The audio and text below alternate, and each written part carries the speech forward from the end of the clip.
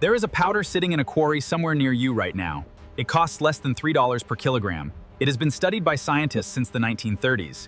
It has been used quietly by some of the most productive small farms in Europe, South America, and Japan for decades.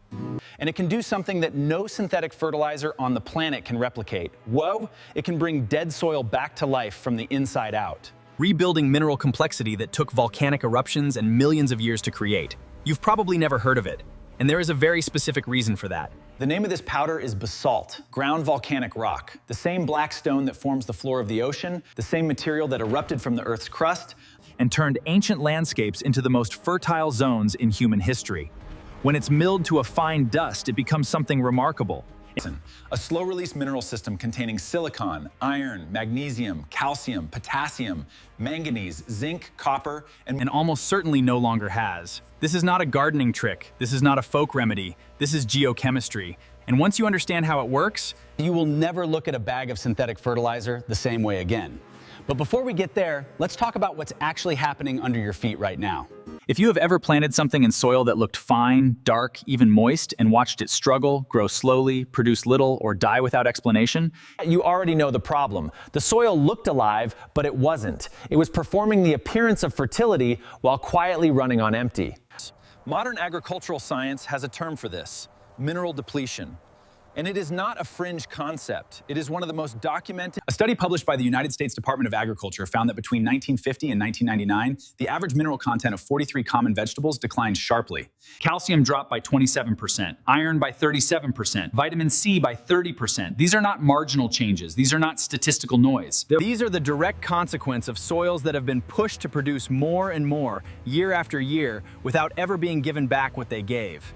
The food looks the same, it weighs the same, but inside, it's a shadow of what it used to be. And so is the land it came from. Here's what actually happens to soil after decades of conventional farming. You push nitrogen, phosphorus, and potassium into the ground, the famous NPK formula that drives 95% of global commercial fertilizer production. The plants respond, they grow fast, they look green and vigorous, the yields hold up. Everything seems fine, until it isn't. Because what nitrogen, phosphorus, and potassium do not do is replace the dozens of other minerals that crops extract from the soil. With every single harvest, silicon disappears, magnesium becomes scarce, iron levels fall. That makes soil function as a living system collapses because it has nothing left to feed on. What you're left with is a substrate, not soil, not earth, a gray, compacted, biologically exhausted substrate that needs ever-increasing dose synthetic inputs. You become dependent, the soil becomes dependent, and every year the cost of maintaining that dependency goes up. This is the trap, and it was built very deliberately. Now I want to tell you about a man named Julius Hensel. The year is 1894. Hensel, and he was a German agricultural chemist. He had been observing farms in the Rhine Valley, some of the most productive land in Central Europe, and he noticed that the plots situated downstream, towns from volcanic rock formations, consistently outperformed neighboring fields. Same rainfall, same crops, same farmers. And the soil darker, deeper, and more alive. Hensel began to investigate why. What he discovered was that the natural weathering of basalt rock, the slow geological process by which rainwater and organic acids break down volcanic stone over thousands of years, was constant. Not just 3 minerals, not just 5, dozens, in precise trace quantities that matched almost exactly what. The volcanic rock wasn't just decoration on the landscape. It was a slow-release mineral engine that had been feeding those soils for millennia. Hensel published his findings in a book titled Bread from Stones, which became one of the most influential and most suppressed works in the history of agricultural science. His central argument was straightforward. If natural volcanic weathering produces the most fertile soils on Earth, should replicate that process, not over centuries, but over seasons. He was right, and the agricultural establishment, still in its early industrial phase, largely ignored him. But the research didn't stop, it went underground. Or more accurately, it moved to the margins, to small research stations in Germany, Brazil, and Scotland. To independent agronomists working with limited budgets, to farmers who had run out of money to buy synthetic inputs and decided to try the cheap black powder from the quarry up the road. And again, across decades and continents, the results told the same story. To understand why basalt powder works the way it does, you need to understand a concept called the mineral cascade.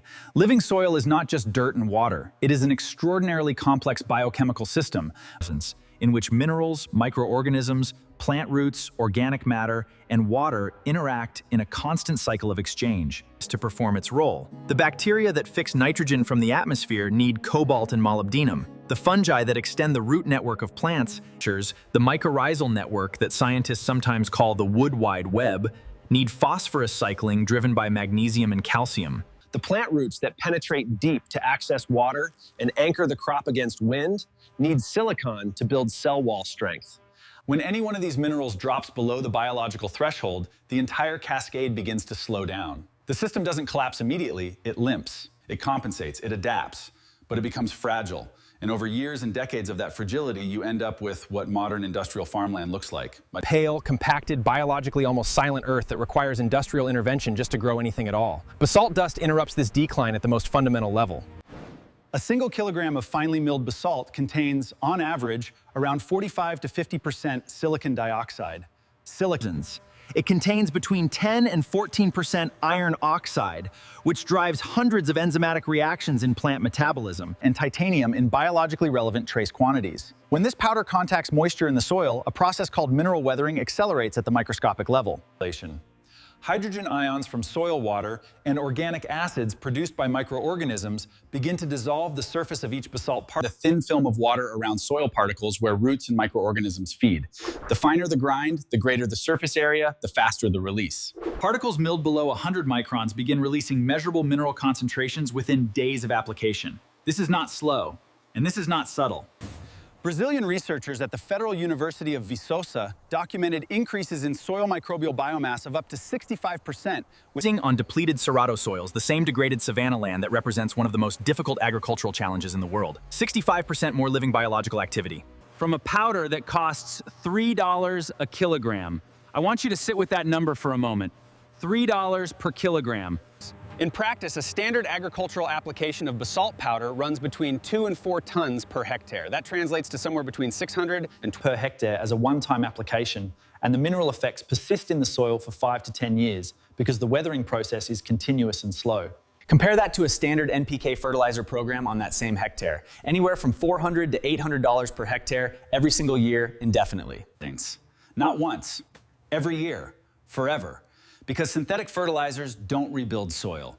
They temporarily replace. A farmer using conventional NPK on 1 hectare will spend between $4,000 and $8,000 in fertilizer alone. A farmer who applies basalt powder as part of a soil restoration strategy might spend $1,200 once and progressively reduce their dependence on synthetic inputs as the soil biology recovers. The math is not complicated, but somehow the conversation about basalt dust never made it onto the main stage of agricultural science. It never became the subject of a $40 million marketing campaign. It never appeared in the seed catalog that arrives in every farmer's mailbox every spring. There is no brand name for basalt powder. There is no patent. There is no subscription model.